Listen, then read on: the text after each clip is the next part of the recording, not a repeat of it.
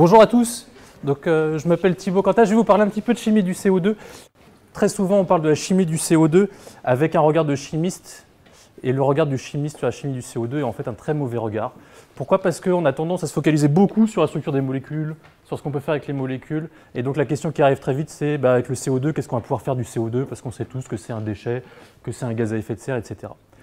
Et en fait, quand on fait ça, on tombe très vite dans des problématiques de oui, je vais transformer le CO2, je vais en faire quelque chose, et maintenant, qu'est-ce que je vais en faire, comment je vais le commercialiser, etc. Ce qui est une très mauvaise démarche. Le chimiste a une très mauvaise démarche là-dedans, et c'est ça que je voudrais discuter un petit peu avec vous dans une introduction.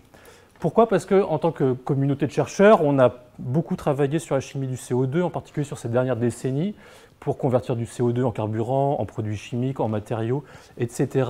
Au point qu'à un moment, la Commission européenne a dit « Stop, vous êtes gentil parce que vous êtes en train de me parler beaucoup de la chimie du CO2.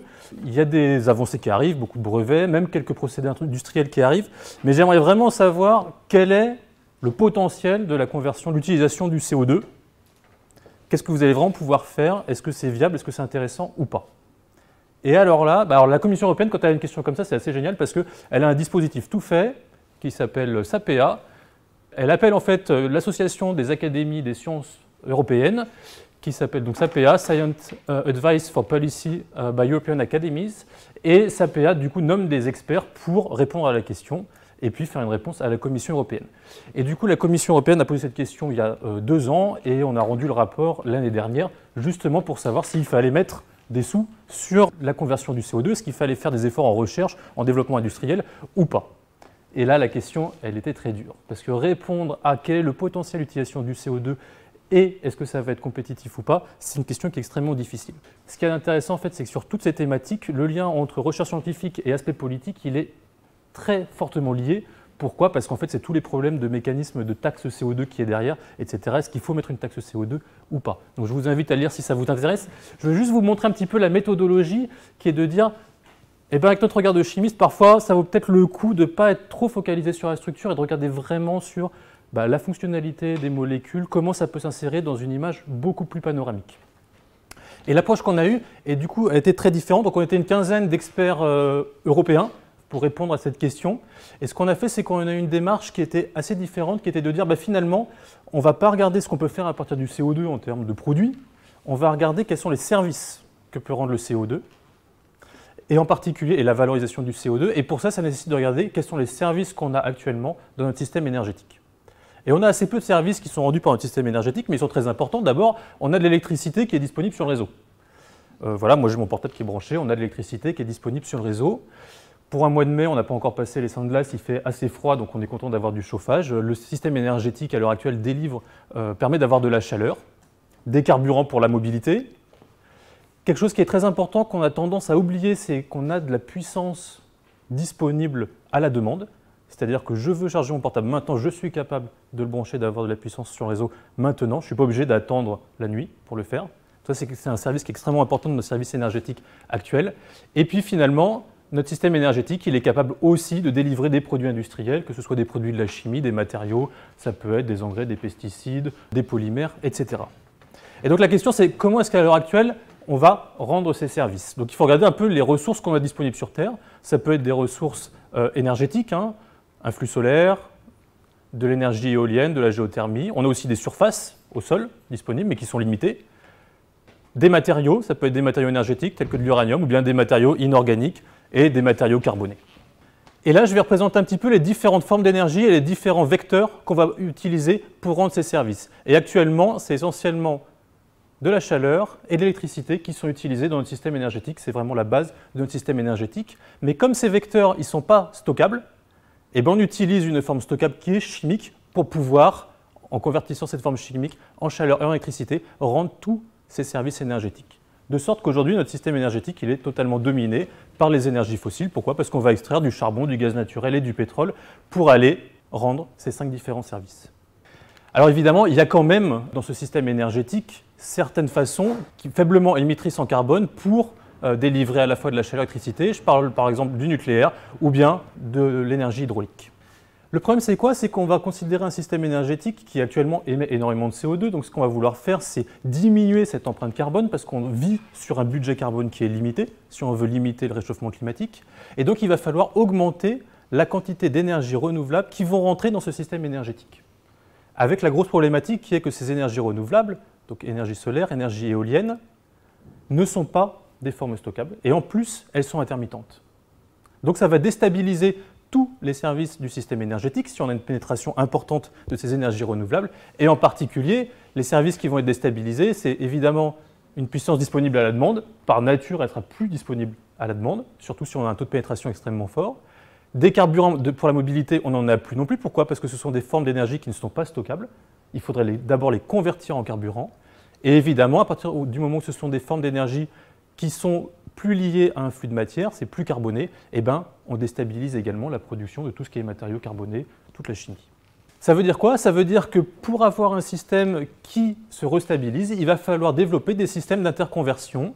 Et à partir de cette énergie éolienne ou solaire, qui peut facilement, à travers des éoliennes ou des panneaux solaires, nous délivrer l'électricité, il va falloir qu'on soit capable de stocker cette électricité sous une forme dense, en particulier sous la forme de carburants chimiques, que ce soit des carburants liquides, de l'hydrogène, des batteries, etc., c'est-à-dire sous une forme chimique. Donc il va falloir développer des solutions de stockage. Alors ça, c'est un aspect qui va un peu moins nous concerner aujourd'hui, c'est que cette production d'électricité, elle va être fortement délocalisée, puisqu'elle a une empreinte sur le sol qui est beaucoup plus importante que celle qu'on a à travers l'extraction de ressources fossiles. Donc il va falloir gérer les surfaces, il va y avoir à optimiser des réseaux et la présence de plusieurs vecteurs énergétiques.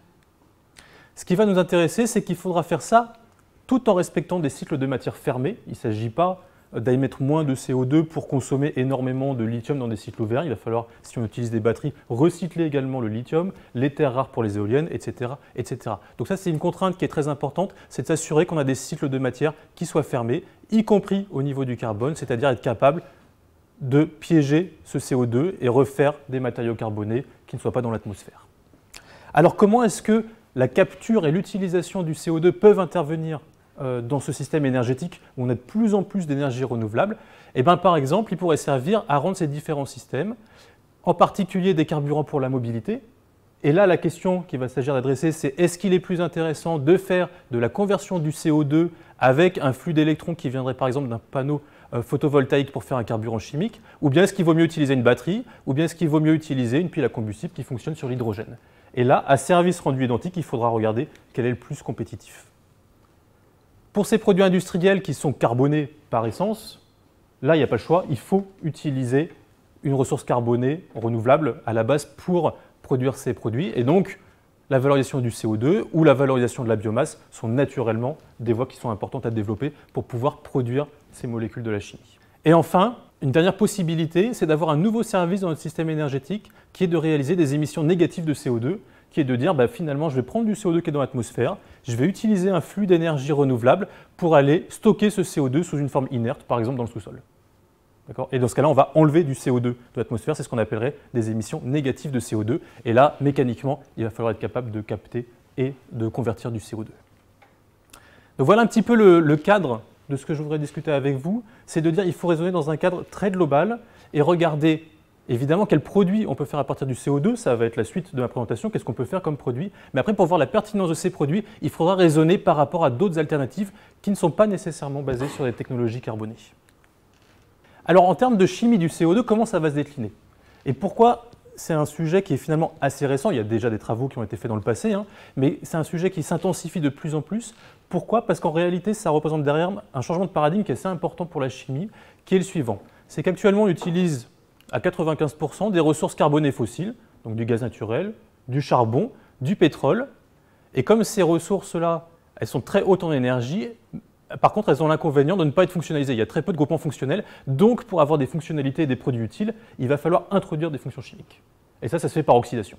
Typiquement pour aller aux alcools, aux esters, aux acides carboxyliques, etc. Donc, c'est vraiment une chaîne oxydante qui va permettre d'installer des fonctionnalités chimiques pour avoir des produits utiles. J'ai représenté ici des médicaments, des engrais. Et ces produits, en fin de vie, vont s'accumuler sous la forme de déchets avant d'être minéralisés en CO2 sur des échelles de temps plus ou moins longues, selon que ça s'accumule dans la nature ou bien que c'est incinéré. Donc vous voyez que vous avez une chaîne oxydante qui est complètement ouverte, c'est linéaire. Pour avoir une économie qui soit durable, qu'est-ce qu'il faut faire? Il faut être capable de récupérer ces ressources carbonées pour les reconvertir en ressources utiles.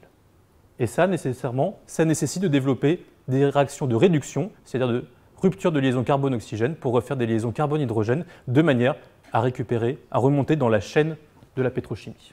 Le grand changement de paradigme, c'est être capable de maîtriser très efficacement la chimie de réduction de la liaison carbone-oxygène et ensuite de l'appliquer à la fois à la chimie du CO2, de déchets, ça peut être des déchets ménagers, des déchets plastiques ou bien de déchets de la biomasse si on utilise des produits issus de la biomasse. Donc je vais vous montrer un petit peu comment est-ce qu'on aborde cette question de rupture, de réduction de la liaison carbone-oxygène, tout d'abord dans le cadre de la chimie du CO2, et après comment ces enseignements sur la chimie du CO2 peuvent être transposés sur la chimie de déchets plastiques ou bien de déchets de la biomasse. En termes de ressources carbonées renouvelables, je vous dis, elles sont plus oxydées que les ressources qu'on extrait actuellement du sous-sol. Vous pouvez le voir en effet avec différents produits. Le CO2 contient 73% d'oxygène, la lignine 27%, la catéchine 33%, donc c'est naturellement des produits qui sont plus oxydés, qui sont beaucoup plus fonctionnalisés que ce qu'on a l'habitude de faire avec la chimie du pétrole. Et ça nécessite d'avoir des méthodes qui soient très sélectives pour aller casser des liaisons carbone-oxygène, et sélectivement, c'est-à-dire ne pas casser toutes les liaisons carbone-oxygène, mais seulement celles qui vont nous intéresser. Alors qu'est-ce qu'on peut faire à partir de la chimie du CO2? J'aime bien ce diagramme parce que normalement, il devrait mettre un petit peu tout le monde d'accord sur les bases. Qu'est-ce qu'on peut faire à partir du CO2? Il suffit de regarder avec une analyse topologique ce qu'on peut faire, tout d'abord en termes de chimie d'oxydoréduction. Sur l'axe des ordonnées ici, j'ai représenté l'énergie de la molécule finale qui va être directement contrôlée par le degré d'oxydation du carbone. Le CO2 qui est ici a un degré d'oxydation plus 4 et les hydrocarbures qui sont ici avec un degré d'oxydation pour chaque atome de carbone entre moins 2 et moins 3. Et puis je vais séparer la fonctionnalisation de l'atome de carbone qui va être la formation de liaisons carbone-oxygène, carbone-azote ou carbone-carbone qui ne va pas ou très peu modifier le degré d'oxydation de l'atome de carbone. Donc vous voyez déjà la grosse dichotomie qui existe entre un hydrocarbure extrait du sous-sol et le CO2. Le CO2 il est en bas à gauche, il n'est pas fonctionnalisé, degré d'oxydation plus 4, alors que mon hydrocarbure il est en haut à droite, tous les atomes de carbone sont réduits et j'ai déjà énormément de liaisons carbone-carbone. Donc à partir du CO2, on va pouvoir s'amuser à réduire les liaisons carbone-oxygène pour installer des liaisons carbone-hydrogène. Donc par exemple avec 2 électrons et 2 protons, ou bien avec un équivalent de dihydrogène, casser une liaison pi-CO pour faire une liaison sigma-CH, et là on a fait l'acide formique. On peut répéter cette étape pour aller au formaldéhyde, une deuxième liaison CH. Le formaldéhyde est un oxydant fort qui sera très vite réduit en méthanol. On ira du coup au degré d'oxydation moins 2 avant d'aller jusqu'au méthane. Une autre possibilité, c'est d'éviter la réduction de l'atome de carbone et de se contenter de faire de la fonctionnalisation, c'est-à-dire de substituer des liaisons carbone-oxygène par d'autres liaisons carbone-oxygène, par exemple pour faire des carbonates organiques ou inorganiques, ou bien faire des liaisons carbone-azote, par exemple pour faire de l'urée. Et enfin, une autre possibilité, ça va être de coupler un petit peu ces deux stratégies pour avoir toutes les briques de base de la chimie organique, à la fois des amines, des cétones, des acides carboxyliques, etc. Et ça nécessitera de développer des réactions qui vont en diagonale, c'est-à-dire dans lesquelles on va coupler à la fois une étape de fonctionnalisation et une étape de réduction. Alors ici, on va retrouver essentiellement les produits de la chimie, donc à la fois la chimie à petit tonnage et la chimie à gros tonnage, mais ça peut être tous les précurseurs en termes de monomères, ça peut être la chimie fine, etc., qui actuellement sont produits à partir de la pétrochimie. On discutera un petit peu des volumes dans la deuxième partie de la présentation. Vous allez voir que ce sont des volumes qui sont beaucoup plus petits que ce qu'on peut trouver ici. Pourquoi? Parce qu'ici, on a essentiellement fait de la réduction du coup, verticale du CO2 et donc réalisé du stockage d'énergie. Donc ces molécules auront surtout une application en termes de carburant et donc on va les retrouver sur des beaucoup plus hauts tonnages et également des valeurs marché beaucoup plus faibles. Si on plonge maintenant un peu plus encore profondément dans la chimie du CO2, qu'est-ce qu'on va pouvoir faire avec le CO2? On va d'abord regarder un petit peu les orbitales moléculaires, en particulier les orbitales frontières de la molécule de CO2. On retrouve que la HO est une orbitale qui est essentiellement centrée sur l'atome d'oxygène. En fait, ça décrit une des combinaisons des paires libres de l'atome d'oxygène, alors que la BV du CO2 est une interaction pi-étoile entre l'atome de carbone et les atomes d'oxygène, et elle est centrée sur l'atome de carbone. Ce qui fait qu'on va récupérer une molécule qui, même si elle est apolaire normalement, elle est électrophile au niveau de l'atome de carbone et très faiblement nucléophile au niveau des atomes d'oxygène, ce qui va permettre d'utiliser par exemple le CO2 comme base de Lewis, de réaliser l'addition de nucléophiles sur l'atome de carbone du CO2. Alors pour transformer ce CO2, ce qu'on va voir, c'est que le CO2 est extrêmement bas en énergie, c'est une molécule qui est stable, qui résulte de l'oxydation de l'hydrocarbure. Et du coup, pour convertir le CO2 en un produit utile, il va falloir rajouter une énergie. Rajouter une énergie sous une forme physique, en ajoutant de la lumière, en ajoutant un courant électrique, ou bien en ajoutant un partenaire réactionnel, par exemple de l'hydrogène, pour réaliser l'hydrogénation du CO2. Ce qu'il faut, c'est avoir un bilan au final qui soit légèrement exothermique. Quand je dis légèrement exothermique, ce qu'on veut, c'est avoir un bilan thermodynamique qui soit négatif de quelques kilocalories par mol, de manière à avoir un bilan qui soit favorable, une réaction qui soit quantitative. Il s'agit typiquement d'avoir une variation d'enthalpie libre de moins 4, moins 5 kilocalories par mol pour avoir une réaction qui soit quantitative. Si on va sur moins 20 kilocalories par mol, c'est problématique parce qu'on va dissiper de l'énergie sous une forme thermique. Autrement dit, on aura ajouté trop d'énergie en amont à notre système. L'aspect thermodynamique, il est assez facile à voir, à calculer. Typiquement, CO2 plus hydrogène, ce sont des réactions qui sont légèrement exothermiques, qui suffisent largement pour avoir un bilan quantitatif, mais qui dissipent pas trop d'énergie sous la forme de chaleur. Donc l'hydrogène est un très bon réactif dans la chimie du CO2. Si vous utilisez des réactifs organométalliques tels que des grignards, alors là, vous avez quelque chose qui est catastrophique, c'est beaucoup trop exothermique. Ce n'est pas efficace du tout d'un point de vue énergétique. Bon, l'aspect thermodynamique, il est assez facile à calculer avec une base de données, avec des petits calculs DFT. C'est assez facile à apprécier. Le gros problème, il n'est pas là. Le problème, il est sur l'aspect cinétique. Il ne va pas s'agir de passer évidemment par des états de transition qui soient très hauts en énergie, parce que sinon, il va falloir rajouter de l'énergie à notre système justement pour passer ces barrières. Donc ça va être très peu efficace. Au contraire, il faudra utiliser un catalyseur de manière à accélérer la réaction et rester au plus proche du bilan thermodynamique de la réaction. Donc ça, on va le réaliser au moyen de catalyseurs. Et c'est vraiment là le nerf de la guerre, c'est comment est-ce qu'on trouve le bon catalyseur qui va orienter correctement la sélectivité et assurer une efficacité énergétique pour aller vers le produit désiré. Donc deux défis, un thermodynamique, un cinétique, et c'est clairement celui-ci qui est le plus difficile à réaliser. Donc ça va être vraiment le focus de ma présentation aujourd'hui, comment est-ce qu'on trouve le bon catalyseur, par exemple pour réaliser l'électroréduction du CO2 en carburant, pour réaliser l'hydrogénation du CO2 en un produit utile, etc. Donc comme cette molécule de CO2, elle est très peu réactive, il va falloir utiliser des systèmes catalytiques. Très souvent, les systèmes catalytiques vont être constitués de dérivés métalliques, soit sous la forme de complexes organométalliques, soit sous la forme de molécules organiques, tout simplement, on en verra quelques exemples, ou encore sous la forme de catalyseurs solides, de catalyseurs hétérogènes. Alors le premier complexe d'activation du CO2, je dirais celui qui est vraiment prototypique dans la chimie du CO2, c'est le complexe dit d'Aresta, qui a été isolé en 1975 par Michele Aresta en Italie, où il a montré qu'un complexe de nickel 0, stabilisé par deux tricyclohexylphosphines, était capable d'interagir avec une molécule de CO2. Et vous avez la formation d'un complexe où la molécule de CO2 est liée état 2 à l'atome de nickel. Vous avez typiquement un transfert de charge du nickel 0 qui prend un caractère de nickel 1 ou nickel 2. Ce n'est pas quelque chose de bien défini. Et vous avez réduction de la molécule de CO2 en ce radical anion qui reste coordonné au nickel.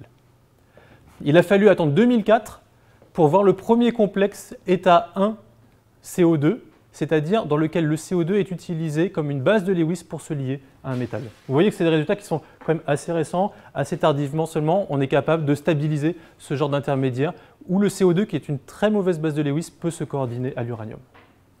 Oui, on a déjà vu deux modes de coordination. Le mode de coordination état 2, carbone-oxygène du CO2 sur un métal, état 1, oxygène sur le métal. Il en existe d'autres, celui-ci qu'on verra un petit peu plus tard en électroréduction du CO2, et puis le mode de coordination kappa 2, oxygène-oxygène sur le métal qui lui est extrêmement rare.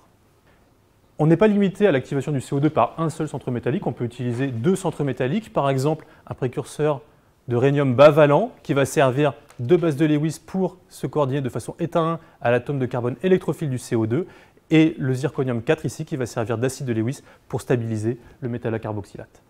Encore une fois, ce n'est pas un domaine qui est uniquement lié à la chimie des métaux de transition. Plus récemment, la chimie organique aussi a permis d'activer la molécule de CO2.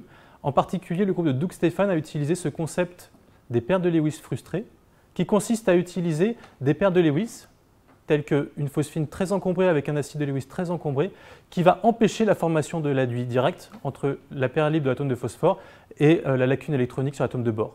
Et en déstabilisant cet aduit, il a une réactivité bien supérieure de cette paire de Lewis qui ne peut pas interagir directement. Et cette paire de Lewis, elle peut interagir avec le CO2. La molécule de CO2 se retrouve piégée entre le phosphore et le bore. C'est l'équivalent du complexe que je vous ai montré juste avant avec le rhénium et le zirconium. La base de Lewis ici, c'est le phosphore qui va se coordonner à l'atome de carbone et le borane va servir d'acide de Lewis.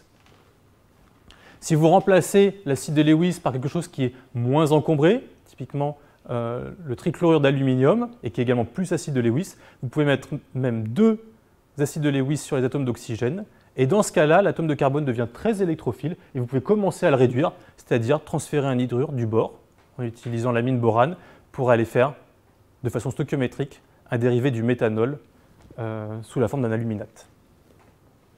Des choses beaucoup plus simples, simplement des bases azotées, ce genre de guanidine. Ce genre de guanidine va réagir avec du CO2, à une atmosphère de CO2, pour piéger la molécule de CO2 via l'établissement d'une liaison azote-carbone et la stabilisation de la charge négative sur l'atome d'oxygène par une liaison hydrogène. Et ce genre de molécules, ce sont des catalyseurs. Ça peut être utilisé, par exemple, en présence d'hydroborane pour faire cette nouvelle perte de Lewis frustrée qui piège le CO2, et ça c'est actif en catalyse, c'est un catalyseur pour la réduction du CO2. Je vous ai montré un petit peu à quel moment le CO2 aura du sens. Il faudra bien comparer aux services qui sont rendus dans la conversion du CO2 par rapport à d'autres technologies. Ce qui va nous intéresser, c'est essentiellement d'aller vers les carburants carbonés. Pourquoi? Parce que le carburant, il est dense en énergie, donc on va pouvoir stocker de l'énergie sous cette forme, ou bien d'aller vers la chimie. Et pour ça, il va falloir utiliser des réducteurs pour apporter de l'énergie au système, et également des catalyseurs. On a vu un tout petit peu comment on pouvait activer la molécule de CO2 sur un centre métallique ou bien sur des espèces organiques. Ce que je vais discuter un petit peu maintenant, c'est qu'est-ce qui existe actuellement dans l'industrie, qu'est-ce qu'on fait à partir du CO2. Vous allez voir, ça va durer 3 slides, on ne fait pas grand-chose. Le premier procédé en termes de volume, procédé Bosch-Meiser pour faire de l'urée. Réaction très simple, qui a été développée il y a plus de 150 ans, qui consiste à condenser de l'ammoniac sur une molécule de CO2. Alors au début, tout va bien. Pourquoi? Parce qu'on fait un carbamate d'ammonium. Vous avez attaque de la perlite de l'azote sur l'atome de carbone électrophile du CO2. Vous faites le carbamate d'ammonium. Et là, le problème, c'est la deuxième étape de condensation de l'ammonium sur le carbamate. Pourquoi? Parce que, évidemment, vous avez déjà quenché la paire libre de l'amine. Et en plus, vous avez un électrophile qui est anionique. Donc c'est cette étape qui est difficile, qui nécessite des pressions élevées, de 100 à 400 bars de pression, et des températures de réaction qui vont jusqu'à 200 degrés pour aller jusqu'à l'urée par déshydratation. Et une fois qu'on a l'urée, ça c'est utilisé comme engrais. Donc vous voyez le tonnage, 120 mégatonnes par an de CO2 utilisé à travers ce procédé. En réalité, ça émet plus de CO2 que ça n'en utilise, tout simplement à cause du chauffage. Et ce n'est pas une réduction, c'est une fonctionnalisation. C'est pour ça que si vous reprenez le diagramme que je vous ai montré avec les 2 axes, ça se situe vraiment à l'horizontale. Il n'y a pas de réduction. On se contente de remplacer des liaisons carbone-oxygène sur l'atome de carbone du CO2 par des liaisons carbone-azote. Deuxième stratégie qui est utilisée, c'est de faire réagir du CO2 avec des silicates, soit de calcium, soit de magnésium, pour faire des carbonates. Alors cette fois-ci des carbonates inorganiques. Et on dégage par exemple de la silice. Et ça, c'est essentiellement exploré pour 2 applications, pour aller piéger du CO2 sous forme géologique, avec tout le problème qu'il y a derrière, c'est qu'une fois qu'on a piégé le CO2, qu'on l'a enfoui dans le sous-sol, il va falloir surveiller les puits de stockage du CO2, s'assurer que le CO2 n'est pas relargué. Donc ça, c'est un vrai souci parce que ça met un poids pour les générations futures d'aller surveiller les puits. Donc certains diraient que c'est un peu la politique d'une autruche, je ne veux pas voir le CO2, je l'enfouis dans le sous-sol, et puis les autres se dépatouilleront pour surveiller ce qui se passe. Mais il y a quand même des applications qui peuvent être intéressantes. On peut quand même utiliser ces produits pour une certaine valeur qu'ils ont, en particulier pour faire des matériaux de construction. Et là, il y a quelques startups qui commencent à apparaître dans lesquelles ils utilisent en fait des cendres qui calcinent et qui vont être utilisées parce que ce sont des matériaux basiques pour piéger du CO2 sous la forme de carbonate, typiquement des carbonates de calcium. Le pendant organique en fait de cette réaction, de faire des carbonates, c'est cette réaction qui consiste à coupler une molécule de CO2 avec un époxyde pour faire soit des carbonates cyclique. Donc vous voyez, vous avez cassé la liaison carbone-oxygène de l'époxyde ici pour insérer la molécule de CO2. Ça, c'est utilisé comme solvant. Typiquement, ce sont d'excellents solvants dans les batteries lithium-ion parce que ça a une fenêtre de potentiel redox extrêmement large. C'est très dur d'aller réduire l'atome de carbone qui est ici. Ou bien, la version polymérisante en fait, de cette réaction permet d'obtenir ce genre de polycarbonate. Et ces polycarbonates, là, il commence à y avoir des développements industriels pour faire en particulier des mousses polyuréthane derrière. Les premiers catalyseurs, ils ont été développés dans les années 80 par le groupe de Inoue au Japon. Depuis, ça peut être remplacé par des catalyseurs tout simplement sans métaux. Autrefois, c'était plutôt des complexes d'aluminium 3 qui étaient utilisés. Simplement des catalyseurs sans métaux permettent de catalyser cette réaction. Et ça commence à être industrialisé, en particulier par Covestro, qui est la branche matériaux de Bayer. et qui a redéveloppé des catalyseurs. Donc vous voyez, c'est des catalyseurs un petit peu plus sophistiqués. Ce sont ce qu'on appelle des double metal cyanide complexes. Donc vous avez des complexes mixtes de zinc et de cobalt stabilisés par des ligands cyanure qui viennent en fait favoriser l'ouverture de l'époxyde, le piégeage du CO2 pour faire ce genre de polymère. Et ça, c'est commercialisé pour faire des mousses polyuréthane, en particulier pour les matelas. Et c'est tout pour la partie industrielle. Voilà. Grosso modo, c'est à peu près tout ce qu'on sait faire et tout ce qu'on utilise à l'heure actuelle. Je ne sais pas tout à fait, il y a une toute petite application que je mentionnerai plus tard. Du coup, vous voyez qu'on est loin de vraiment explorer tout ce qu'on peut faire à partir de la chimie du carbone directement à partir du CO2. Toute cette chimie qu'on a développée, chimie industrielle, en fait, elle est issue de la valorisation des produits en fait, de raffinage des brutes pétroliers qui fournissent tout ce qui est alcène, aromatique, alcane, etc. et qu'on utilise, qu'on valorise à travers cette chimie. Et cette chimie, pour le moment, on est encore bien loin de savoir la réaliser à partir du CO2. Ce que je vais vous montrer, c'est maintenant ce qui est au niveau plus recherche, qu'est-ce qui est fait, en particulier pour la réduction verticale du CO2 pour faire des carburants, et la partie plus chimie, comment est-ce qu'on peut transformer le CO2 pour faire des produits de la chimie. Qu'est-ce qu'on peut faire pour les carburants? Le CO2 il peut jouer à plusieurs moments pour des aspects plus énergétiques, pour stocker les énergies renouvelables.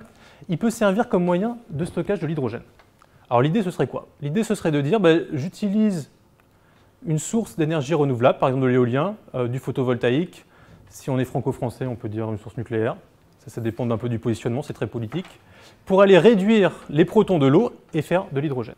Le problème de l'hydrogène, c'est que ça a permis de stocker de l'électricité sous une forme d'un carburant, donc c'est stockable, mais c'est extrêmement dur à stocker et en plus c'est un gaz, donc c'est très compliqué d'avoir des sources très denses en hydrogène pour le stocker et pour l'utiliser pour la mobilité. Une possibilité, c'est de réaliser l'hydrogénation du CO2 en dérivé formate. Pourquoi? Parce que ce genre de réaction est réversible, donc on peut stocker l'hydrogène et quand on veut l'utiliser, libérer l'hydrogène et l'envoyer sur une pile à combustible. Une autre façon d'utiliser la réduction du CO2, c'est d'aller directement réaliser la réduction du CO2 lui-même. Donc on va réduire avec un flux d'électrons et de protons l'atome de carbone pour faire des carburants. Typiquement, ce qu'on va chercher à faire, c'est du méthanol ou son équivalent déshydraté qui est le diméthyléther. Pourquoi? Parce que ça, vous pouvez déjà l'utiliser dans un moteur à combustion. Actuellement, même, vous pouvez mettre jusqu'à 4% de méthanol dans votre voiture sur un moteur à essence, ça marche. Alors, comment est-ce qu'on va faire ces réactions de réduction? Déjà, il faut regarder la thermodynamique. Je vous l'ai dit, la thermodynamique, c'est le plus facile. Ce qui va prendre plus d'efforts dans cette présentation, c'est vraiment l'aspect cinétique, l'aspect catalyse. Mais il faut quand même regarder la thermodynamique. Si on regarde sur une échelle de potentiel redox, on voit que la réduction du CO2 en méthanol, 0 volts par rapport à l'électrode normale à hydrogène, c'est pas plus compliqué d'un point de vue thermodynamique de faire du méthanol que de faire de l'hydrogène. On va voir que d'un point de vue cinétique, ça n'a rien à voir.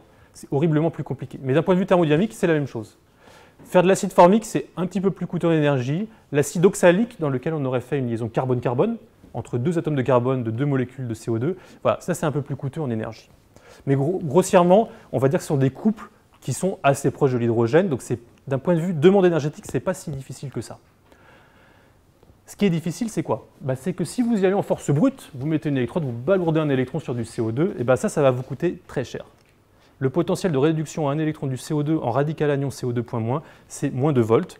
Pourquoi? Parce que vous êtes en train de peupler l'ABV du CO2, et l'ABV, elle est antiliante entre l'atome de carbone et les atomes d'oxygène. Vous êtes en train de peupler une pi-étoile, et peupler cette pi-étoile, ça coûte cher parce qu'elle est haute en énergie. Et en plus, quand vous la peuplez, cette pi-étoile, elle va se plier de manière à diminuer le caractère antiliant entre l'atome de carbone et les atomes d'oxygène. Et vous passez ainsi d'une molécule qui est apolaire à une molécule qui est coudée très fortement polaire. Et ça, la réorganisation du solvant autour de la molécule de CO2 pour accommoder ce moment dipolaire que vous créez, ça coûte extrêmement cher et ça vous envoie le potentiel à moins de volts. Ça veut dire quoi? Ça veut dire que quand vous voulez réduire le CO2, par exemple en acide formique, c'est une réduction à 2 électrons, ce n'est pas le plus compliqué, et si vous commencez à envoyer un électron sur le CO2 pour faire CO2.-, ça va vous coûter très cher en énergie. Vous serez très haut en énergie avant de redescendre très bas pour faire l'acide formique. Donc vous avez un prix cinétique à payer qui est énorme. Donc tout le jeu, ça va être d'utiliser des catalyseurs qui vont shunter cette voie et ne jamais produire ce radical anion qui est beaucoup trop haut en énergie.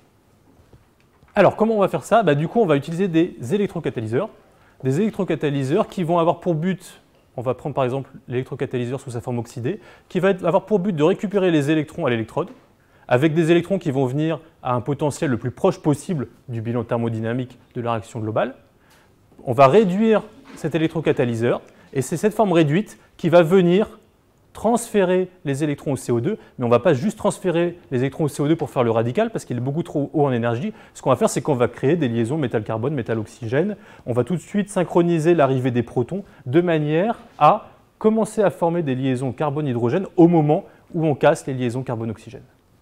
C'est vraiment ça que va faire l'électrocatalyseur, c'est synchroniser toutes ces étapes élémentaires, le flux d'électrons qui va arriver, mais également la rupture des liaisons CO et la formation des liaisons CH. Alors allons-y. Un peu plus hardcore, on rentre vraiment comment fonctionne un catalyseur. Je vais le détailler pour un cas ou deux, pas plus, c'est juste pour vous illustrer comment le catalyseur va fonctionner. La réaction qu'on va regarder, c'est une réaction de réduction catalytique à 2 électrons du CO2 en CO, monoxyde de carbone. Donc ça nécessite 2 électrons et 2 protons pour former comme sous-produit de l'eau. Le catalyseur qu'on va discuter, c'est un catalyseur assez ancien, hein, issu des années 80 par le groupe de Jean-Pierre Sauvage, le même Jean-Pierre Sauvage qui a eu le prix Nobel. Et ce genre d'électrocatalyseur fait encore largement partie de l'état de l'art dans l'électroréduction du CO2. Donc, pour vous montrer que quand même le groupe de Strasbourg était vraiment très en avance déjà dans les années 80 sur des thématiques sur lesquelles ils sont moins connus à l'heure actuelle, mais ils étaient très en avance. Ils ont utilisé ce complexe de nickel 2 citlame, donc c'est un nickel 2 stabilisé par un ligand tétraamine. Et là, vous avez le voltammogramme en l'absence de CO2. Donc qu'est-ce qui se passe? Vous diminuez le courant, et bien vous allez réduire le nickel 2, transférer des électrons. Là, vous allez saturer, pourquoi? Parce que vous aurez réduit tout le nickel 2 qui se trouve à proximité de l'électrode. Donc tout ce qui est dans la couche de diffusion est réduit. Et ensuite, si vous remontez le potentiel, et bien vous allez réoxyder le nickel réduit que vous aurez produit, donc soit du nickel 1, soit du nickel 0, et vous allez le réoxyder. Maintenant, si vous faites ce même voltammogramme en présence de CO2, vous voyez que le courant, il est bien plus intense. Pourquoi? Parce que vous avez ce qu'on appelle un courant électrocatalytique. Ce qui se passe, c'est que vous réduisez du nickel, mais le nickel réduit réagit avec le CO2, le convertit, et vous reformez du nickel 2. Du coup, vous pouvez à nouveau réduire du nickel 2, encore et encore, ça vous augmente le courant, et vous avez une vague électrocatalytique. Donc quand vous avez une augmentation comme ça du courant juste avant votre vague de réduction du nickel 2, vous savez que vous avez un électrocatalyseur de réduction du CO2. Et qu'est-ce qui se passe d'un point de vue mécanistique? Vous avez votre nickel 2 ici qui est réduit pour faire du nickel 0. Je simplifie le schéma, vous l'avez ici, vous pourrez le regarder, c'est un tout petit peu plus compliqué que ça, mais je simplifie. Vous faites du nickel 0 qui va réagir avec du CO2 pour faire l'équivalent du complexe d'Aresta, qu'on a vu au tout début, un métal à carboxylate. Et sur ce métal à carboxylate qui est stabilisé, vous allez le protoner 2 fois. En protonant 2 fois le métal à carboxylate, vous allez éliminer un atome d'oxygène sous la forme d'eau pour faire un complexe carbonyle de nickel 2. Le monoxyde de carbone sur le nickel 2, il est très peu attaché, hop, il dégage, et vous reformez votre nickel 2, et vous pouvez à nouveau le réduire. C'est pour ça que sur cette vague, vous commencez à réduire du nickel 2 en nickel 0, il fait toute cette cycle, vous régénérez du nickel 2, et ça recommence, et ça recommence, et ça recommence, et comme ça, vous avez un courant électrocatalytique. Depuis les années 80, il y a quand même eu plusieurs développements. Vous voyez, à partir des complexes de nickel 2, plusieurs groupes ont produit d'autres types d'électrocatalyseurs. En particulier, le groupe de Dubois, dans les années 90, a montré que des complexes de palladium étaient capables de réaliser l'électroréduction du CO2 en CO. Le groupe de Savéan à Paris a proposé des porphyrines de fer pour réaliser cette transformation. Et à Grenoble, le groupe de Deronzier étudiait essentiellement, au début des années 2010, les complexes de manganèse. Toutes les études mécanistiques ont permis d'avancer énormément. Et en particulier, vous pouvez voir que dans les années 90, le groupe de Savéan étudiait ce genre de complexe porphyrinique de fer. Ils ont beaucoup moins étudié pendant 2 décennies tous ces aspects d'électroréduction du CO2. Par contre, ils ont énormément avancé sur comment synchroniser une étape de réduction avec la venue de protons, ce qu'on appelle proton-coupled electron transfer. Le transfert d'électrons coupe les protons, d'accord, parce que c'est exactement ce que vous voulez faire quand vous faites de l'électroréduction du CO2. C'est en même temps que vous réduisez votre CO2, faire arriver le proton tout de suite pour former la liaison CH ou les liaisons OH, de manière à créer des liaisons au moment où vous les coupez. Comme ça, vous accélérez la réaction. Ils reviennent 2 décennies plus tard avec un catalyseur qui marche à peu près 10 puissance 10 fois mieux. D'accord? Pourquoi? Parce qu'en modifiant le catalyseur, ils ont introduit des fonctionnalités phénoliques qui permettent d'augmenter la densité de protons à proximité du centre métallique, et ça permet énormément de booster l'activité catalytique. En changeant la nature du catalyseur, vous allez voir qu'on peut changer un petit peu la nature du produit final, et en particulier si vous utilisez des complexes à base d'iridium, au lieu de faire la réduction à 2 électrons du CO2 en monoxyde de carbone, et bien là vous faites l'acide formique. Alors pourquoi est-ce qu'on fait l'acide formique? Parce que vous avez plusieurs chemins réactionnels qui peuvent se produire. Tout à l'heure je vous ai dit que dans un schéma qui fait le CO, ce qui se passe c'est qu'on réduit le métal en métal 0, et ce métal 0 va activer la molécule de CO2. Et ça c'est parti pour faire du CO. Ici, le schéma mécanistique, il est un tout petit peu différent. Quand vous réduisez le métal, en présence de protons, vous faites un métal hydrure. Et vous ne faites plus un complexe métal CO2, c'est un complexe métal hydrure qui est favorisé. Et après, le CO2 va s'insérer dans cette liaison métal hydrure, et c'est ça qui va vous donner la liaison CH de l'acide formique. Donc il y a plusieurs, selon la nature du catalyseur, vous pouvez choisir faire du CO, faire de l'acide formique, switcher de l'un à l'autre. Toujours le but du jeu, c'est d'éviter la formation d'hydrogène. Qu'en est-il maintenant d'électroréduction qui ajoute beaucoup plus d'électrons à la molécule de CO2? Quand on fait de l'acide formique, quand on fait du monoxyde de carbone, il y a seulement 2 électrons qui sont apportés à la molécule de CO2. Si on voulait faire du méthanol, eh ben là, il faudrait mettre 6 électrons. Alors, vous avez vu, les mécanismes sont déjà un peu compliqués à 2 électrons. 6 électrons, c'est un enfer. Et du coup, il y a beaucoup moins de catalyseurs qui existent. Je mentionne juste celui-ci. Pourquoi? Parce que c'est un développement qui est assez récent, qui marche bien avec des efficacités faradiques de 80%, même si les densités de courant restent encore très faibles. Pourquoi? Parce qu'en fait, vous voyez que je focalise ma présentation sur des complexes organométalliques, des espèces moléculaires. Pourquoi? Parce que c'est celles qui ont eu le plus de succès dans le passé et sur lesquelles on peut avoir beaucoup d'informations mécanistiques.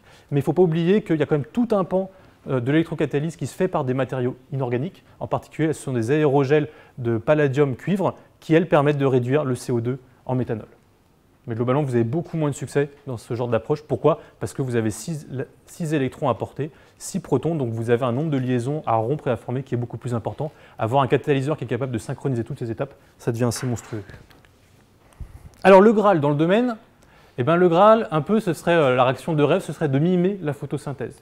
Je vous ai montré, on peut faire de l'électroréduction.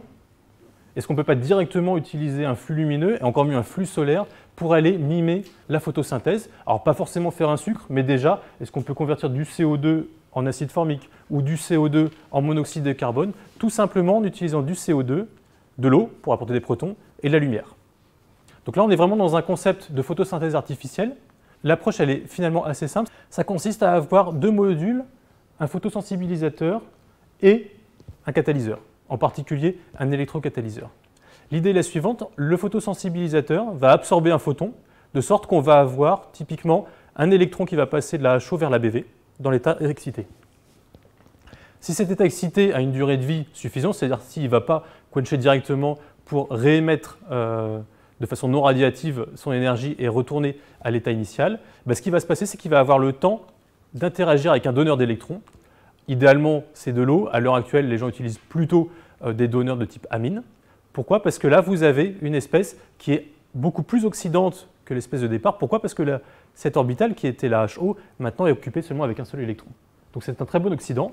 Ça va être capable d'oxyder l'amine pour faire le radical ammonium, et vous avez votre photocatalyseur réduit. Et votre photocatalyseur réduit, eh ben lui, il est réducteur, puisque vous avez un électron en plus par rapport au photocatalyseur de départ. Et du coup, il va être capable de transférer son électron à notre électrocatalyseur. Et donc là, c'est ce que vous avez ici. Typiquement, l'électrocatalyseur qui peut être utilisé, c'est le complexe qu'avait utilisé Jean-Pierre Sauvage à partir des complexes cyclames de nickel 2. Là, vous avez le photosensibilisateur, l'électrocatalyseur, et ce genre d'architecture, ça permet directement de faire CO2 plus des protons, plus une amine comme donneur sacrificiel d'électrons et de la lumière pour faire du monoxyde de carbone. Est-ce qu'on ne peut pas utiliser plutôt un réactif chimique? C'est-à-dire je vois quand même dans la littérature et puis même dans la vie de tous les jours, on parle de plus en plus de l'hydrogène étant disponible par électrolyse de l'eau par exemple, électrolyse haute température. Est-ce qu'on ne peut pas du coup faire l'électrolyse ou la photolyse directement sur l'eau pour produire de l'hydrogène et ensuite utiliser cet hydrogène pour la réduction du CO2? Alors c'est une stratégie qui est intéressante. Pourquoi? Parce que quand on regarde les potentiels, c'est vrai que l'hydrogène n'est pas très loin des couples du CO2. C'est juste au-dessus. Thermodynamiquement, ce n'est pas génial quand même. Ça veut dire qu'il va falloir avoir un petit forçage thermodynamique pour aller, par exemple, faire l'hydrogénation du CO2 en méthanol. Mais c'est pas loin, ça doit être faisable. Ce qu'il y a de sûr, c'est qu'on va éviter des réducteurs qui sont trop réducteurs, tels que le sodium-métal, le potentiel est beaucoup trop loin, ou tels que des hydrures d'aluminium, ça aussi, le potentiel il est beaucoup trop loin. Donc l'hydrogène, c'est une bonne source de réducteur pour la chimie du CO2. Au niveau thermodynamique, c'est juste OK. Au niveau cinétique, par contre, c'est un peu compliqué. Pourquoi? Parce que la liaison HH, elle est forte. Je vous montrerai d'autres réducteurs tout à l'heure. 104 kcal par mol pour casser de façon homolytique la liaison HH, ça c'est un petit peu difficile. Ça va se traduire comment? Ça va se traduire par le fait qu'il faut des catalyseurs, et souvent ça va être des catalyseurs métalliques, enfin même toujours des catalyseurs métalliques pour réaliser l'hydrogénation du CO2. Donc, typiquement, voilà, vous êtes obligé d'utiliser un catalyseur à base de fer pour aller activer H2, activer CO2. Vous avez deux molécules qui sont apolaires. Vous allez faire des produits qui sont fortement polaires. Donc ça nécessite d'utiliser des catalyseurs et transférer un hydrure sur le CO2 pour faire ce format. Il est nécessaire d'utiliser une base, la triéthylamine. Pourquoi? Tout simplement parce que la thermo, elle n'est pas dans le bon sens. La thermo, elle serait plutôt sur la déshydrogénation de l'acide formique. Donc on ajoute une base pour déprotoner l'acide formique et avoir un bilan thermodynamique qui soit favorable.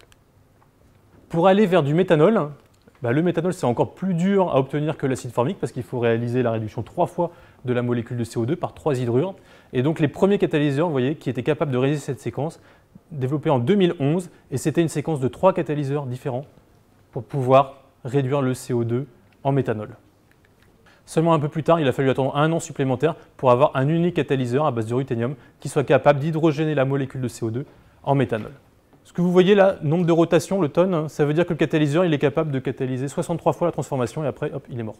Donc vous voyez, ce n'est pas encore très efficace. Donc c'est des dates qui sont récentes, des catalyseurs qui sont peu efficaces, qui nécessitent des chauffages à haute température avec des pressions de gaz. Ça, c'est typiquement parce qu'on n'a pas encore des catalyseurs hyper réactifs pour réaliser l'hydrogénation du CO2.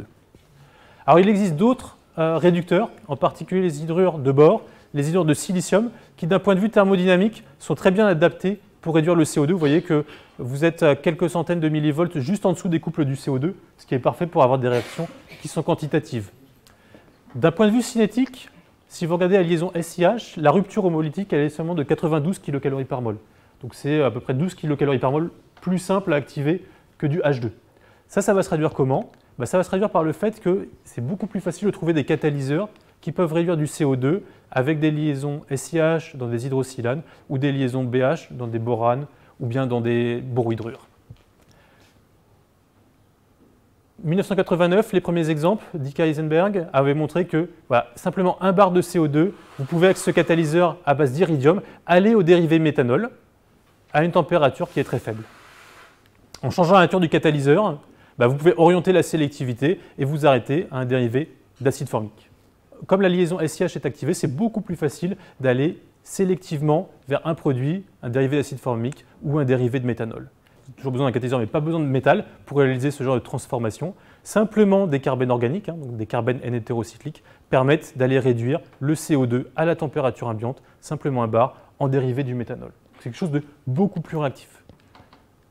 Les boranes, c'est exactement la même chose. Les boranes, ils sont encore plus activés. Donc à la température ambiante, avec des catalyseurs extrêmement simples, ce genre de bases azotées qui sont commerciales, vous pouvez réduire la molécule de CO2 en dérivé méthanol.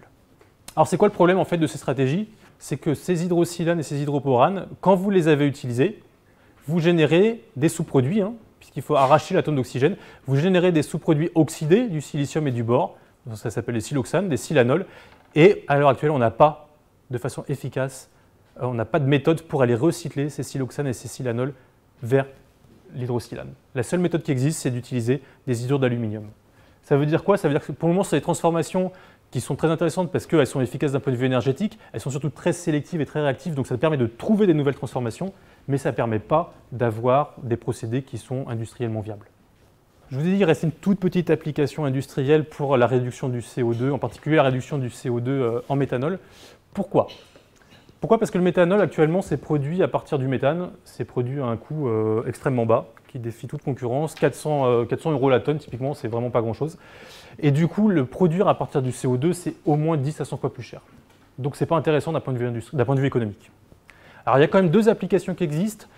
La première, c'est à bord des sous-marins nucléaires, parce que alors là, vous avez un environnement où le réchauffement climatique, ce n'est pas la problématique, la taxe carbone, ce n'est pas la problématique du tout. La problématique, c'est que c'est un environnement fermé et que votre premier souci, c'est de fournir de l'oxygène à vos marins. Donc ce n'est pas un gros problème parce que de l'eau, il y en a, et surtout, vous avez une pile nucléaire à bord, donc vous pouvez faire de l'électrolyse de l'eau. L'électrolyse de l'eau produit de l'oxygène et de l'hydrogène, et là, vos marins respirent, on va dire quoi, espérance de vie augmentée de quelques minutes. Et après, deuxième problème, vos marins respirent, ça veut dire qu'ils dégagent du CO2, et en plus, vous avez coproduit de l'hydrogène, donc vous êtes en train de faire une atmosphère explosive dans votre sous-marin. Ça sent le roussi, comme on dit. C'est pas bon.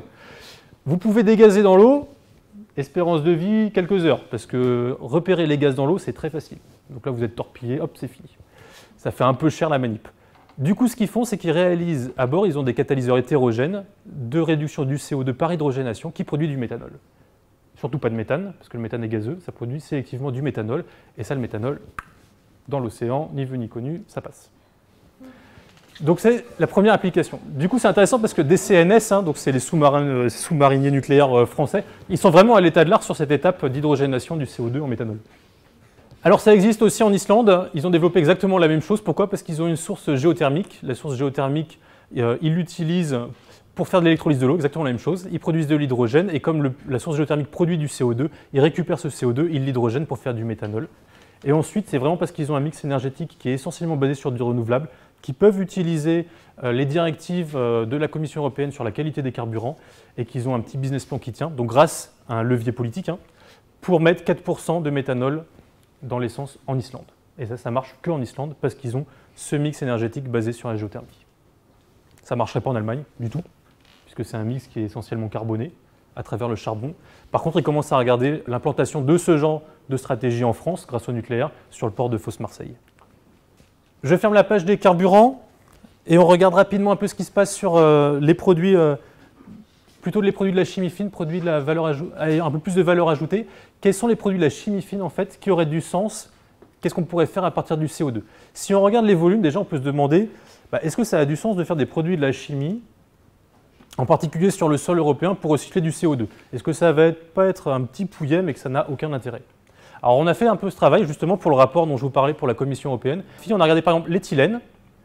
Si on produisait en Europe tout l'éthylène qui est consommé actuellement en Europe, combien est-ce qu'on recyclerait de CO2 par an? Pour l'éthylène, ça recyclerait à peu près 60 à 70 mégatonnes de CO2 par an. Pour que ça ait un impact sur le climat, il faut qu'on commence à recycler au-dessus de 100 mégatonnes. 60, on n'est pas si loin. Et si vous commencez à assommer ce qui se passe pour l'éthylène, le propylène, le méthanol, le benzène, etc., finalement, ça ne changera pas la donne, mais ça a quand même un impact positif. Donc ça peut être une voie de valorisation qui est intéressante. Sur l'axe des ordonnées, là, j'ai représenté la quantité d'hydrogène qu'il faut pour convertir le CO2 en éthylène, en propylène, en benzène, etc. C'est-à-dire que plus vous êtes en haut, plus vous consommez d'énergie. Et vous voyez que les produits, finalement, qui sont utilisés à plus haut volume en Europe, c'est quand même les produits les plus réduits, et ce n'est pas les plus simples, c'est des C2, des C3, des C6, il y a quand même le méthanol, des C4, etc. etc. Ça veut dire qu'il va falloir savoir former des liaisons carbone-carbone à partir du CO2. Je vais vous montrer 2-3 exemples, on ne fait pas de liaison carbone-carbone à l'heure actuelle. On en est encore loin, il y a encore beaucoup de défis scientifiques. Qu'est-ce qu'on fait à partir du CO2 à l'heure actuelle? Reprenons notre cartographie, voilà, c'est ça qu'on cherche à faire, des produits qui soient à la fois fonctionnalisés et réduits. Alors la preuve de concept là, pour cette approche diagonale, c'était cette transformation qui a consisté à coupler le CO2 avec une amine et un réducteur. Donc là on prend les hydrosilanes. Pourquoi? Parce que comme ils sont réactifs, c'est facile de trouver une nouvelle transformation. Et on a montré qu'avec simplement des carbènes comme catalyseur, avec un bar de CO2 à température ambiante, vous pouvez faire des formamides. Les formamides, ça a des utilités, en particulier vous connaissez le DMF, qui a des utilités comme solvant. Voilà, donc le type de formamides qui sont produits, c'est ce genre de molécules. Donc à formamide, vous avez une liaison CH qui vous montre que vous avez une réduction à 2 électrons et une liaison CN qui vous montre que vous avez une fonctionnalisation, remplacement d'un atome d'oxygène par un atome d'azote. Alors, est-ce qu'on peut aller plus loin? Le formamide, il est ici, sur le schéma. Est-ce qu'on peut aller plus loin et aller directement jusqu'à la méthylamine, qui serait l'équivalent du méthanol? Ça, c'est intéressant d'un point de vue économique. Pourquoi? Parce que le méthanol, j'ai dit tout à l'heure, 400 € la tonne, c'est vraiment très peu cher comme produit. C'est dur d'avoir un procédé qui soit compétitif par rapport à la pétrochimie. Par contre, la méthylamine, ça commence à 4000 € la tonne. Vous voyez, vous avez un ordre de grandeur. Ça vous donne un peu plus de quoi respirer d'un point de vue économique. Et encore, méthylamine à 4000 € la tonne, c'est pour la plus simple, c'est la monométhylamine. Si vous allez après vers des dérivés un petit peu plus sophistiqués, là, vous augmentez un petit peu le prix. Et alors, comment est-ce qu'on produit cette méthylamine à partir du CO2? Finalement, ce n'est pas si compliqué que ça. Pourquoi? Parce que quand vous avez fait le formamide, il suffit de casser encore 2 liaisons carbone-oxygène pour mettre 2 liaisons carbone-hydrogène et vous avez gagné. Donc ça nécessite de changer le catalyseur, d'aller vers un catalyseur un peu plus réactif, donc un catalyseur ce qu'on appelle un catalyseur d'hydrosylation, en l'occurrence à base de zinc. Et là, vous arrivez directement à faire sauter les 2 liaisons carbone-oxygène qui restent et vous installez le fragment méthyle directement sur l'azote. Donc ça se passe dans des conditions qui restent assez douces, vous voyez, 100 degrés, il n'y a pas de métal noble. Et ce qui est intéressant dans ce genre de réaction, c'est que l'atome de carbone, en fait, vous avez pris la molécule de CO2 et en une étape, on coupe toutes les liaisons CO qui sont réputées très robustes.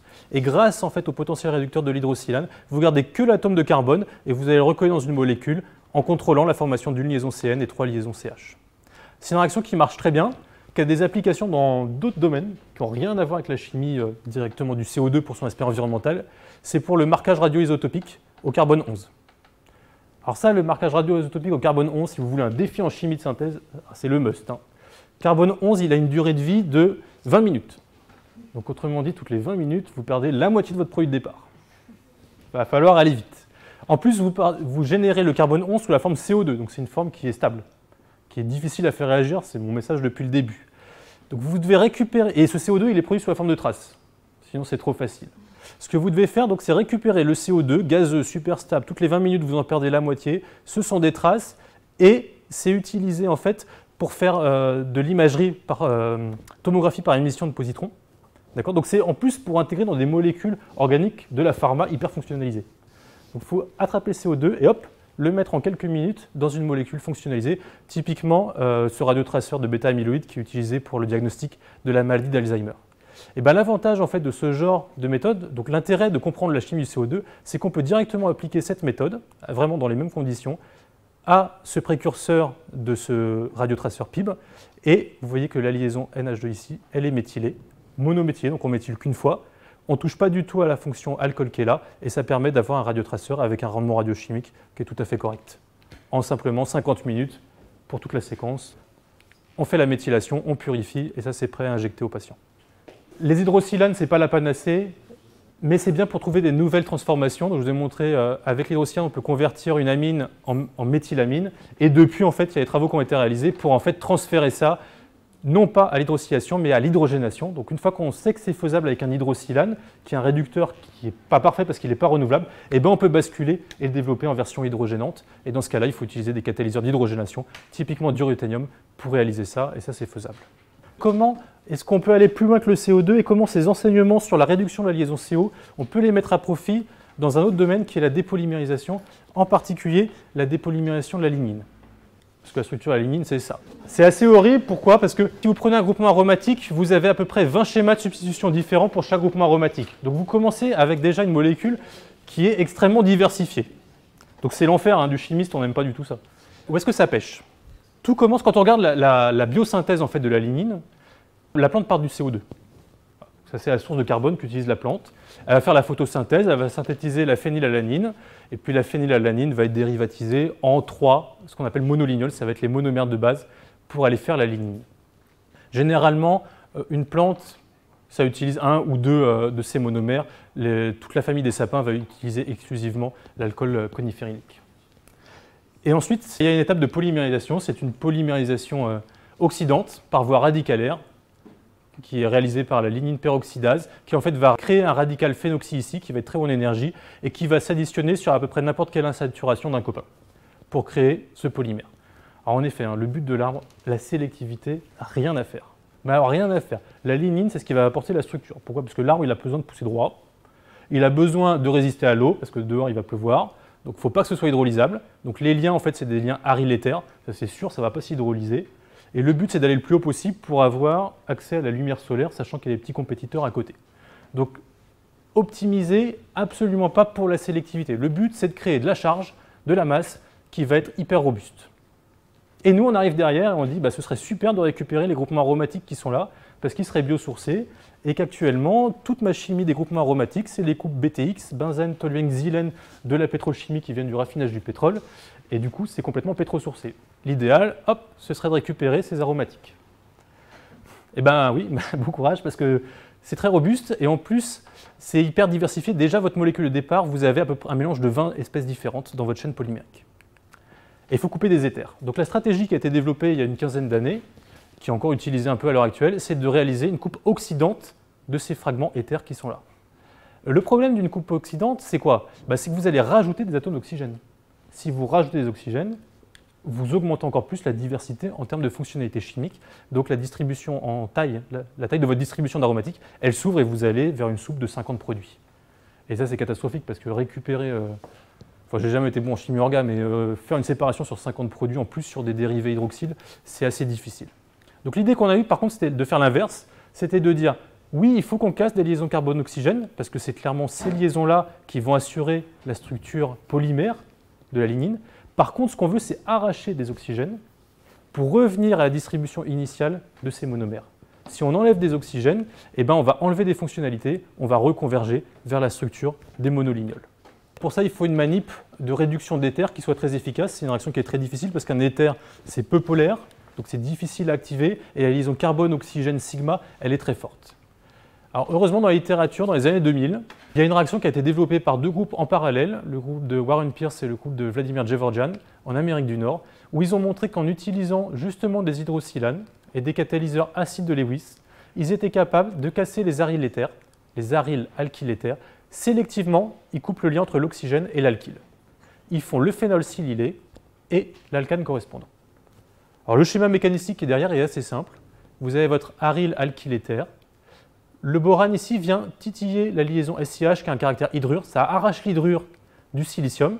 Ça génère un borohydrure et un cation sililium, hein, c'est l'équivalent silylé d'un carbocation, qui va venir se coller à l'oxygène. Très bonne affinité du silicium pour l'oxygène. Ça va faire ce cation oxonium. Et après, une simple SN2, le borohydrure va réduire ce cation oxonium pour aller créer la liaison CH de l'alcane, casser la liaison sigma-CO et dégager le phénolsilylé. Donc c'est une très jolie réaction qui a été développée essentiellement pour de la chimie organique, pour de la réduction d'alcool, d'éther, jamais utilisée pour des dérivés un peu plus compliqués tels que la lignine. Donc ce qu'on a fait, c'est qu'on est parti sur des modèles de lignine. Voilà, ça c'est typiquement un modèle de lignine. Vous avez deux aromatiques qui sont liés en fait par un aryle éther en position bêta, c'est ce qu'on appelle un lien bêta O4, entre les deux groupements aromatiques. Et quand vous utilisez cette méthode-là, directement là-dessus, ce que vous faites, c'est que vous cassez tous les alkyles éthers. Donc l'atome d'oxygène là, ça casse. Évidemment, celui-là nous intéresse énormément, ça casse. Et les méthyles là, ils vont sauter. De sorte qu'on sépare les deux groupements aromatiques. On fait un catéchol silylé et un autre catéchol acylylé avec la chaîne la propylique qui est complètement réduite. Donc ça désoxygène très efficacement. Ce qui est assez intéressant, c'est que si vous jouez un peu sur les conditions, vous avez un contrôle cinétique, vous passez seulement à 2 heures au lieu de 16 heures, un peu moins d'hydrosilane, et bien vous arrivez sélectivement à garder un alcool primaire silylé. Celui-ci, on ne le touche pas. C'est le dernier à sauter, donc on arrive à le préserver. Bon, ça c'est le modèle. Maintenant, ça c'est la vraie vie. Donc comment est-ce qu'on arrive à regarder la vraie vie? Ça c'est un peu le cauchemar. Pourquoi?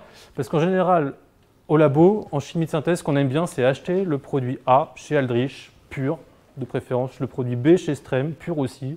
On mélange, et on espère qu'on n'aura pas trop de produits après parce qu'on n'a absolument pas envie de faire une colonne de chromato. Bon, quand on part de ça, c'est tout l'inverse, on a déjà un mélange de produits au départ. Pourquoi? Parce que selon la nature du bois, la composition de la lignine va changer.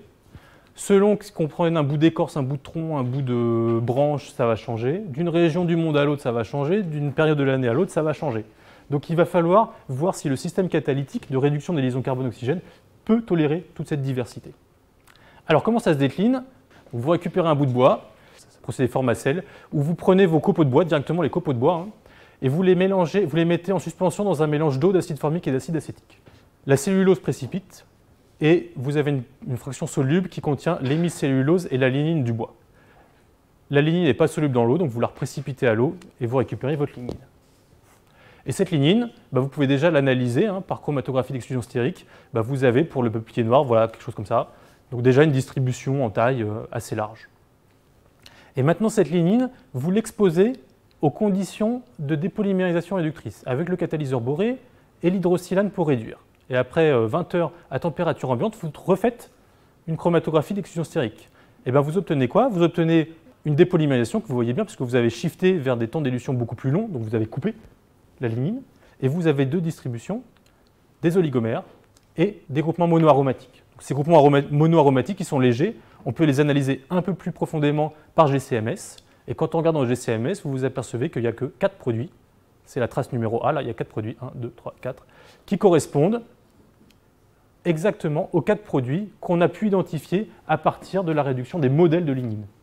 Donc ce qu'on a réalisé sur les modèles de lignine, ça se transpose directement sur la lignine, dans lesquels vous avez la réduction de la chaîne propyle, séparer les aromatiques et vous gardez ou pas un atome d'oxygène. Donc on retrouve le produit complètement réduit pour cet alcool coniférylique, celui dans lequel on garde un oxygène, et puis son équivalent avec 3 oxygènes, parce que le peuplier noir utilise 2 monomères de lignyle, complètement réduit, et celui où vous gardez un atome d'oxygène. Et après, ça peut complètement s'optimiser en jouant sur la nature du bois. Donc on choisit l'espèce de bois, la méthode d'extraction, la nature, les conditions de dépolymérisation, on peut sélectivement avoir un seul produit pur à partir de la lignine. Vous voyez, cette stratégie de convergence, d'arracher les oxygènes, en fait, ça évite de former une soupe de produits, ça permet d'avoir un seul produit pur. Et voilà, typiquement, le genre de rendement qu'on peut obtenir, c'est 7% en masse à partir de la lignine, ou 0,5% en masse à partir du bois. C'est peu, en réalité, c'est assez efficace. C'est un vrai problème d'aller mesurer le rendement. Que le rendement, il vous donne à la fois la productivité, combien vous avez en masse de produits, il vous donne aussi l'efficacité, combien vous avez obtenu par rapport au maximum théorique. Sur la lignine, le maximum théorique, c'est quoi? On ne sait pas en mol combien on a de produits de départ, puisque c'est quelque chose, c'est des mélanges à la base. Du coup, on a dû développer toute une analyse statistique en fait pour évaluer l'efficacité théorique qu'on n'a pas et l'efficacité pour savoir si on récupère bien toute la masse ou pas. Et quand vous regardez, on est à 0,5 par rapport au bois ou 2,4% par rapport au bois selon les produits, et c'est une efficacité globale de 5 à 25%.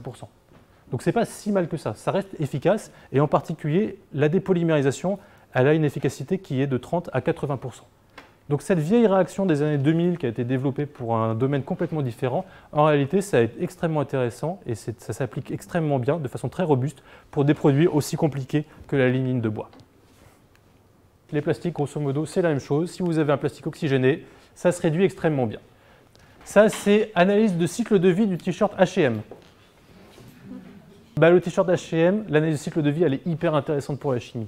Pourquoi? Parce qu'ils ont regardé et puis ils ont dit je produis un t-shirt, je veux améliorer le cycle de vie de mon t-shirt. Mais il faut déterminer, est-ce que c'est moi en tant que producteur qui maîtrise le cycle de vie ou est-ce que c'est le consommateur? Et en fait, c'est le consommateur qui maîtrise vraiment le cycle de vie du t-shirt blanc banal. C'est H&M, ça pourrait être autre chose. Pourquoi?